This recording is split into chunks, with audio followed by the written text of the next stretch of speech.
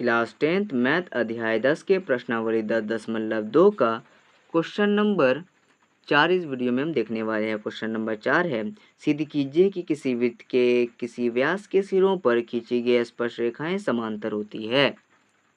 जैसे कि हमारे पास फिगर है कि जैसे सिद्ध करने बोल रहा था कि सिद्ध कीजिए कि किसी वृत्त की व्यास के सिरों पर खींची गई स्पर्श रेखाएं समांतर होती है।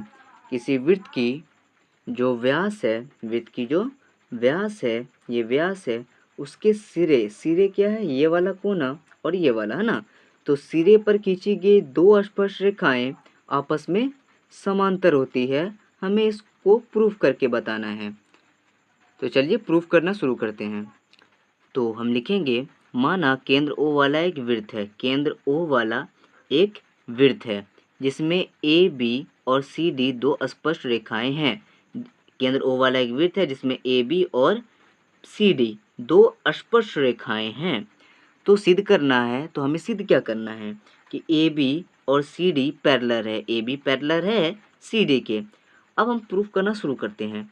परिमेय 10.1 से 10.1 क्या कहता है, इससे पहले हमको समझना है कि हम प्रूफ किस तरह से करेंगे। यहाँ पे देखिए, ये अगर 90 है, अगर ये वाला 90 है और ये भी 90 है, ठीक है, तो ये हमारा Z बन रहा है ना, इस तरह से Z बन रहा है। ठीक है, कि अगर यहाँ पे भी हम देख लें, ये वाला अगर आपको इस तरह समझ में नहीं आ रहा तो ये वाला देखिए और ये वाला देखिए। ठीक है, ये वाला एंगल और ये वाला एंगल दोनों 90-90 है। कहाँ से? परिमेय 10.1 से। ठीक है, तो ये APO और DQO ये वाले की बात कर रहे हैं हम। ठीक है, ये दोनों 90-90 है, यानी ये दोनों 90-90 है। इसका मतलब क्या? एकांतर अंतःकोण लग रहा है। एकांतर अंतःकोण क्या कहता है कि एकांतर अंतःकोण तब लगेगा जब दो रेखाएं पैरेलल होगी। आपने पढ़ा होगा, दो रेखाएं जब पैरेलल होगी तब एकांतर अंतःकोण लगेगा। एकांतर अंतःकोण क्या कहता है कि इस साइड वाली भुजा, सॉरी, इस साइड वाला एंगल और इस साइड वाला एंगल अगर दोनों आपस में बराबर है तो क्या हो रहा है, ये एक सीधी रेखा की बात हो रही है, यानी एक सीधी पैरेलल रेखा पे बना हुआ एक एंगल है। अब इसको अच्छे से समझते हैं। पहले हम मान लीजिए हमारे पास दो रेखाएं हैं और इसे इस तरह से इंटरसेक्ट करती है दो रेखाएं। ठीक है, तो हम देखें कि ये अगर ये पैरेलल है तो इसके सामने वाला ये वाला एंगल इसके बराबर हो जाएगा। ये एक तरह से Z का फॉर्मेशन कर रहा है। इधर वाला एंगल इधर के बराबर होगा। कब बराबर होगा? जब ये इस लाइन के पैरेलल होगी तो ये दोनों आपस में बराबर हो जाएगा। लेकिन अगर ये दोनों आपस में बराबर है, यानी ये 50 है और ये भी 50 है, तो ऑटोमेटिकली ये दोनों रेखा भी आपस में बराबर होगी। या तो दोनों रेखा बराबर हो तो ये दोनों एंगल बराबर होगा, या ये दोनों एंगल बराबर है तो ये रेखा पैरेलल होगी। ये दोनों एक दूसरे के समानुपाती चलते हैं। इस अकॉर्डिंग आप ये कह सकते हैं कि अगर ये 90 है और ये भी 90 है, जो कि है परिमेय 10.1 से, तो ये रेखा क्या है? पैरेलल है।